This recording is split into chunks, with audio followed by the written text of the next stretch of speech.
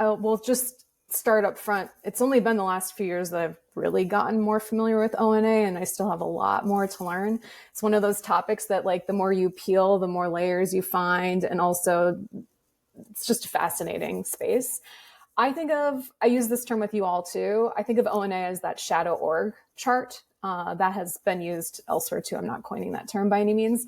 But it's the way your organization actually gets work done and actually shares information and actually figures out who's motivating who. If I were to explain it to somebody who's not familiar with the concept of networks or what this might look like in the workplace, most people know 6 degrees of Kevin Bacon. So I would say 6 degrees of Kevin Bacon for the workplace in terms of revealing hidden influencers, who your informal networks are that are really powering the organization. Because at the end of the day, the org chart tells one story, but ONA tells the real one.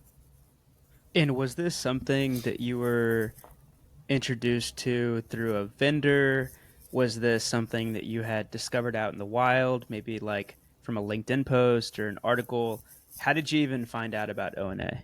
Yeah, I can't put my finger on an actual like point in time, first ever time I heard about it. Definitely had read about it, but actually holding on to and seeing a report was at Carta. The founder and CEO, Henry Ward, brought in back in, I think, 2017, he brought in a vendor to do this analysis. At the time, the company was about 250 people.